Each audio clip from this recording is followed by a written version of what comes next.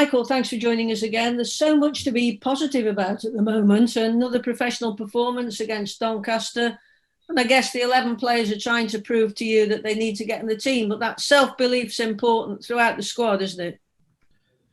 Yeah, look, I think it depends how you view the cup games, and we didn't make changes, on the basis that we felt we were weakening the team. We made changes because we felt those players needed an opportunity to play, and I thought that we had a lot of good performances again on Tuesday night, and every player that we brought, we brought them here with the intention that they're capable of playing in the first team. We've seen obviously some of the younger lads like Adam Porter and Christian Norton play on Tuesday. It's part of their development. So yeah, I would expect the team to go in and play as they did on Tuesday night, and it keeps the momentum going. Good habits, good for the likes of Adam Davis comes in and keeps a clean sheet, which is important for him and his confidence, because you just like these players will all play a part during the season. We'll have injuries, we'll have suspensions, we'll have loss of form. So, it's your squad that gets you through the season. And the group look hungry, but the biggest test probably of the season will be on Saturday at Fulham, because they're a team who are full of quality and pace. Yeah, look, I think, seem to be everyone's favourites for automatic promotion. They've kept their squad together that obviously they had last season in the Premier League. So it will be, it'll be a tough game, as tough as you can get, I think, in this league. I don't think it will define us as a team. It'll give us an indication where we are at this minute in time. But a great game for us. They will present a challenge because they've got some very, very good attacking players, but we carry our own threat as well. It'll be a challenge to us to try and limit them to opportunities, and limit particularly Mitrovic to opportunities. And we've had 4 clean sheets, I think, out of 6 games, so that's a nice habit to have as well. And hopefully we'll have more of the same on Saturday. The players look fitter, and they sort of pressed relentlessly at Swansea. I know you say that Jacob Brown has got a good engine on him, but all the players work so hard at Swansea, and it's the consistency of the defence on Saturday that you might need. But players relish games like this, don't they? And yourself as well. Yeah, you want to be playing every week with something at stake, and that's important. And we've had a good start to the season, and with that, you build a positive atmosphere around the club. You build expectation, and expectation's a good thing. It's not something that as a squad we should fear. We should relish it, actually, because it means we're at the right end of the table, and we're doing a lot of things that are positive, and so this is a good game. It's early in the season still. It comes at a good time with a break then for international football. We've some players that will leave after this game. But again, as I say, it'll give us a good indication of where we feel we are actually at this minute in time. You've mentioned the different scorers. You've got different options now, and a very strong bench. You've brought down the average age of the team by about, I think it's 4 or 5 years. But the fans are responding now, and you had a pretty good turnout at Swansea, considering it was a long way in a midweek game, and it's a sellout tomorrow. Those fans will obviously help give the team a lift too, won't they? Yeah, it was great support, midweek down at Swansea. Fantastic to see that.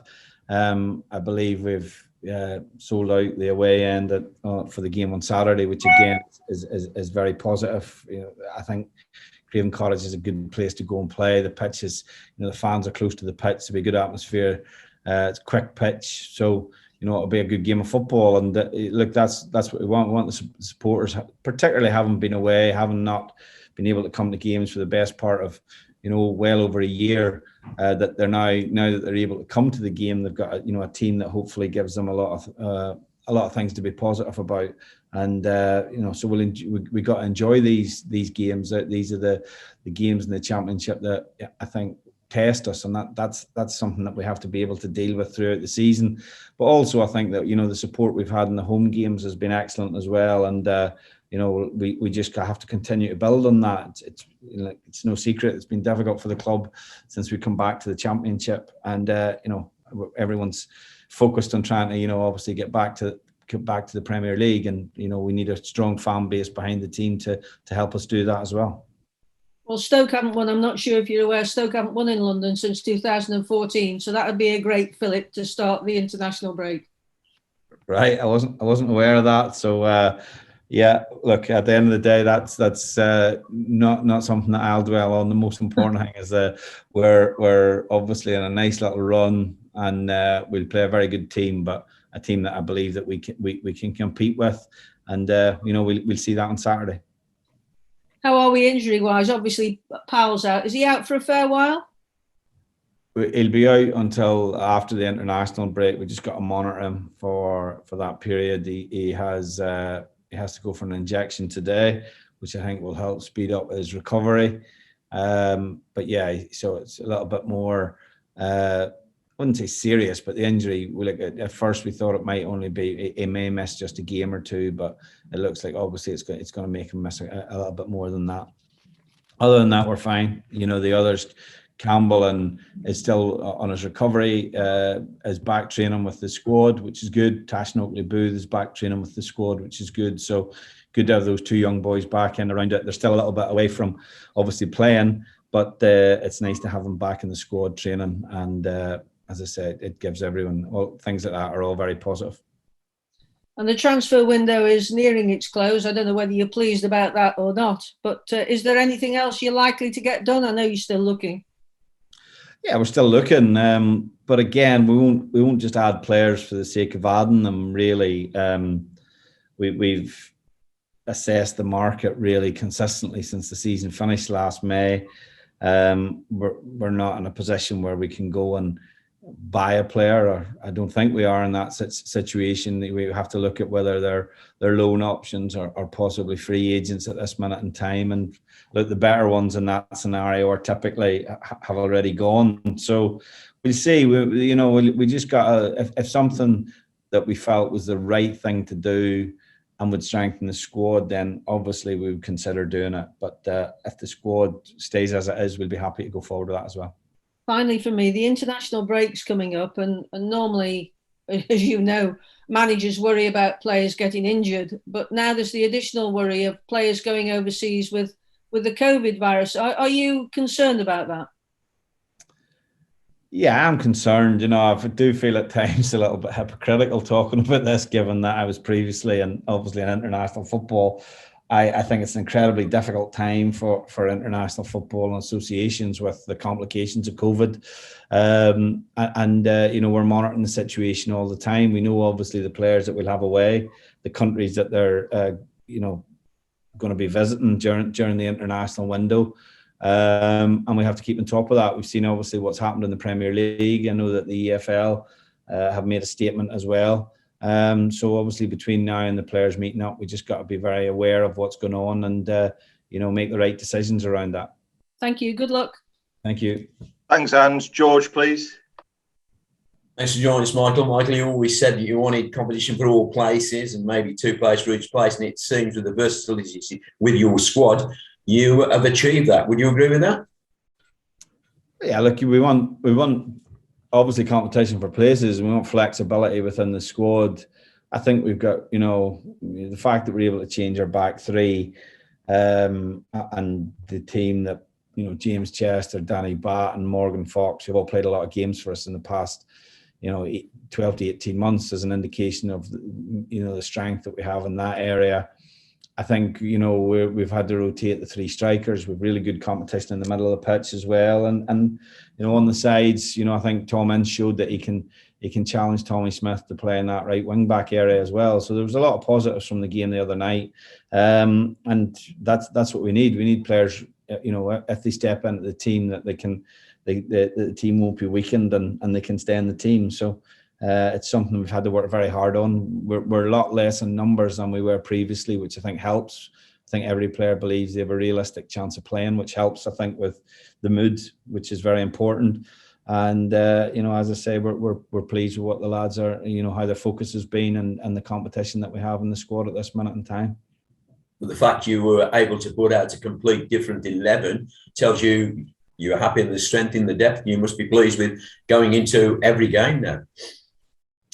Well, yeah, look, I felt it was the right game. It was the right opportunity to get players minutes. It means that we can obviously be as fresh as possible for the game on Saturday as well, and that's very important as well, particularly away from home against a team of Fulham's caliber as well. So yeah, look, but the important thing is that you approach the game right, and we did that. The players' attitude to the game was very good, as it was against Fleetwood, and they recognise that if they come in and do well, when it strengthens their case to stay in the team. And at this minute in time, because the team's been getting good results in the league from the start of the season, it's more difficult to change it, but that'll change over time. There'll be periods where we'll have to react to defeats.